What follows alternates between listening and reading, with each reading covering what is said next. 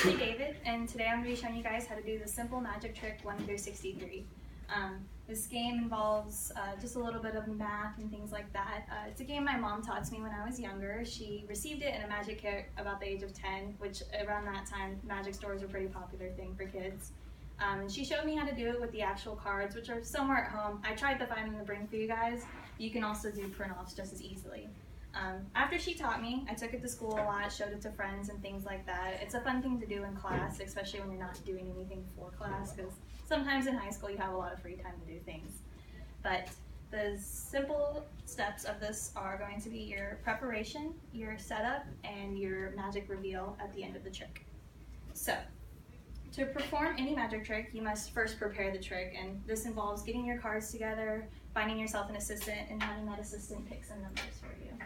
So basically what you want to do is, like I said, you can find the cards in a magic kit, but magic stores are hard to find nowadays. So the easiest thing for you guys to do, if you go on to Google and you search 1 through 63 math magic, it'll pull up cards for you guys, and you can print them off and cut them out, and you'll have 6 cards for yourself.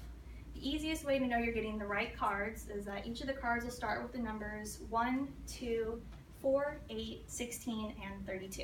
And then all the cards will end with 63. Because if you print off the wrong cards to go and do the trick 1 through 63, you're not going to do the right trick, and in the end, you're not going to be doing it the right way. The next thing you need to do is find yourself a friend, an assistant, anyone really, as long as they're willing to do a magic trick with you, of course. Once you find yourself someone to do it, you'll want them to choose a number between 1 and 63. Now it's just like the simple guess my number 1 through 10 thing. You don't want to know their number. They can tell anyone around them if they want to be a part of the secret of it or anything like that, but as long as you don't know the number, you'll be all set.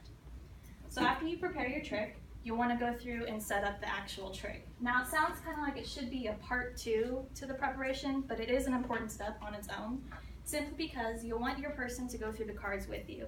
You'll hold up a card each one at a time and ask them whether or not their number appears on the card.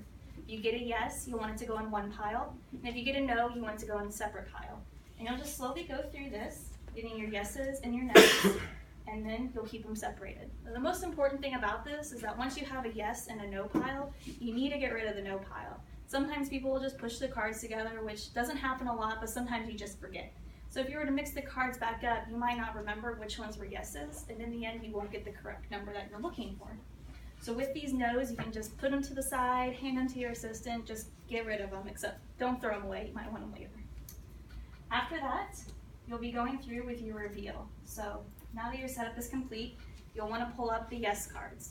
Now these are the ones you didn't get rid of. And you'll look at the number on each of the 3 cards, or 3 cards for my snip. Mine right here are 1, 8, and 16. So you'll just go through, do some simple math and add it together, which if you do it with me right here, is 25 for the 3 numbers. And that's all you need to do to give them their trick. So you simply say your number is 25. Now they might not be awestruck, amazed by the fact that you guessed a number, but you did guess a number that you should have a 1 in 63 chance of getting. So in a way, they're still kind of curious at how you did this. Now with the guessing of numbers too, there comes some rare cases, or special cases maybe even.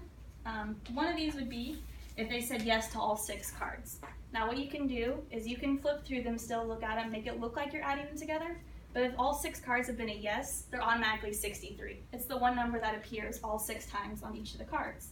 Your next special case will be if only 1 card was a yes. With this one, it's just automatically the first number on the card because these numbers themselves appear on 1 card each, which is the card that they start with. So, now that you guys know the preparation, the setup, and how to reveal your trick, you can now take this anywhere with you guys.